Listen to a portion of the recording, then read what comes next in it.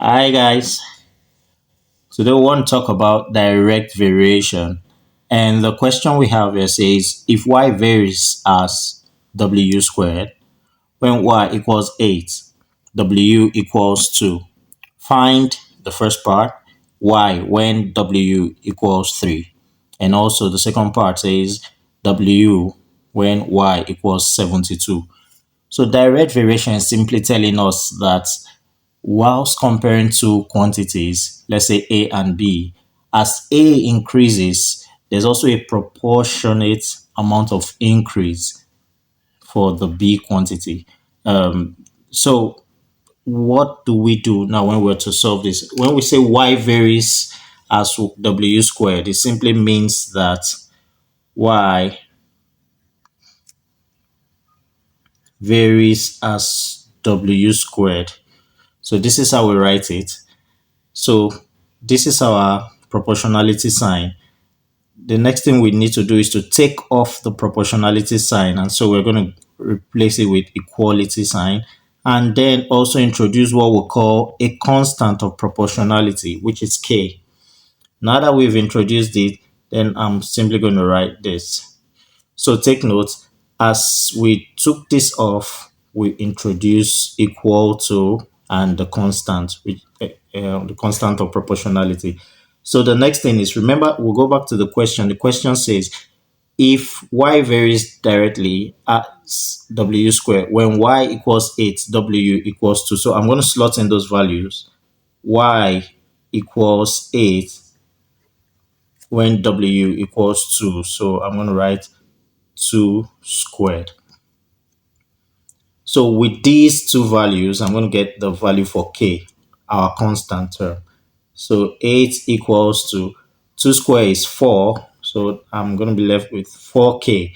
Then I'm going to divide through by the coefficient of k, which is 4.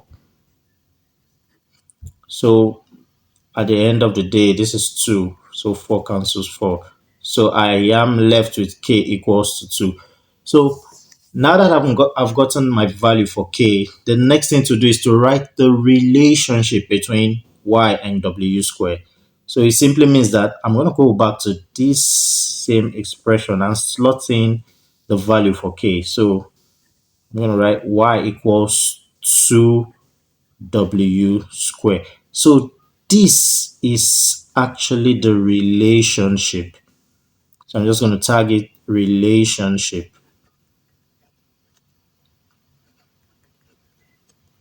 So this relationship is very important to us. So you must always try to look out for the relationship after getting your constant term. Then we go to the first part of the question. It says find y when w equals 3. So that's very simple. The A part says find y when w equals 3. So I'm just going to slot those values into the relationship. Remember the relationship says y equals 2w squared.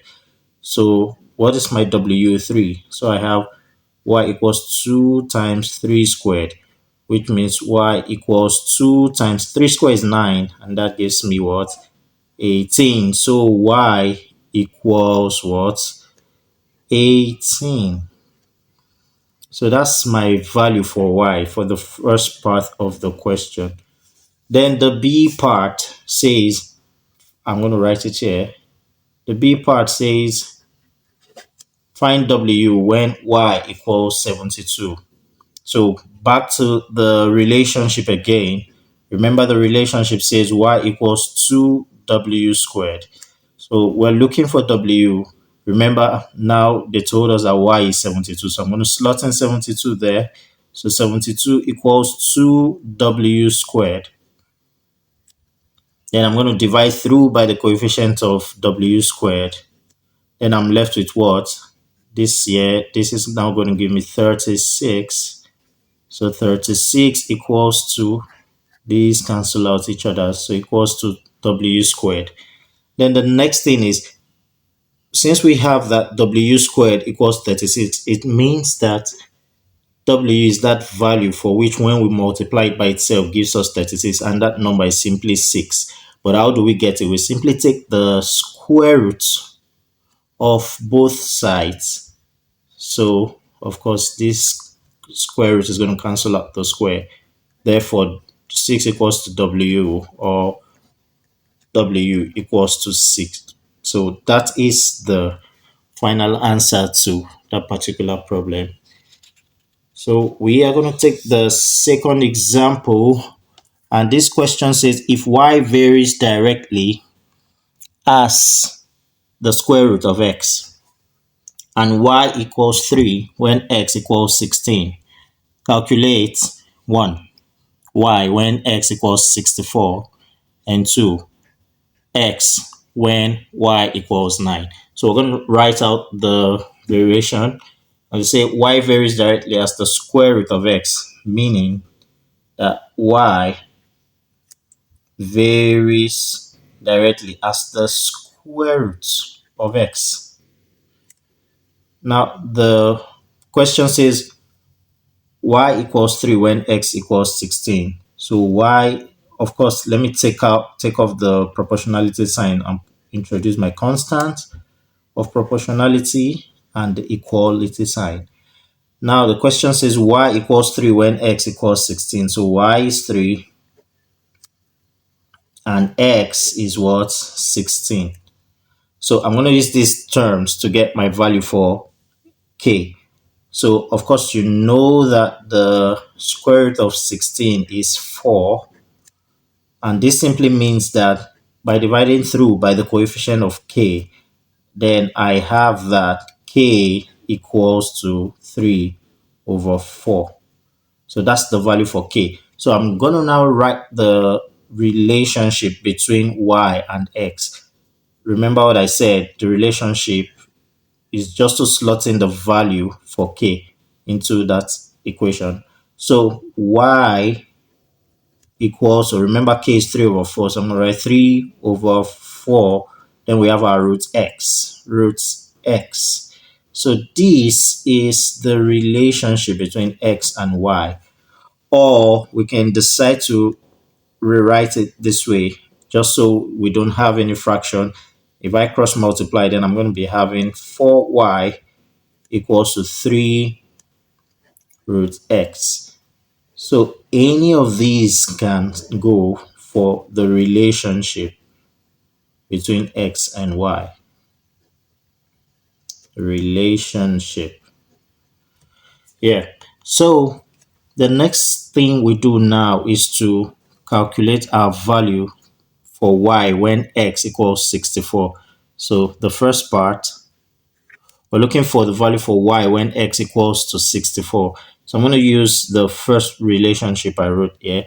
So y equals to 3 over 4 times the square root of x, which is 64. So the square root of 64 is what I'm going to put there. So y is now going to be 3 over 4 times the square root of 64 is 8.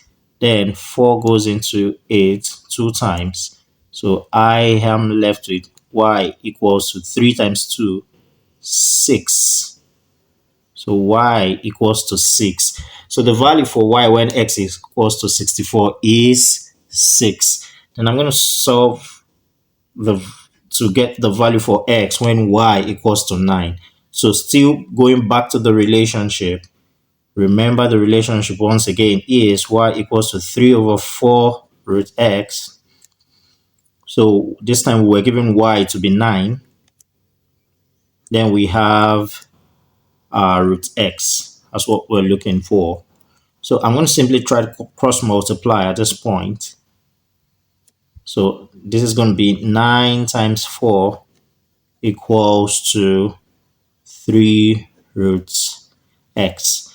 So 9 times 4 is 36 equals to 3 root x. Now I'm going to divide through by the coefficient of x, which is, by the coefficient of root x, which is 3. So I'm going to get that these 3, of course, cancel out each other. Then 3 goes into 36 12 times. So we have square root of 12. We have 12 equals to the square root of x. So I'm looking for the value for x and not the square root of x. So now that I have the square root of x here, all I simply need to do to take up that square root is to square both sides. So I'm going to take the square of both sides. So once I take the square of both sides, this becomes 144. The square of 12 is 144. That is 12 times 12 gives us 144. Then the square root cancels out the square. So at the end of the day, we have it that x equals to 144.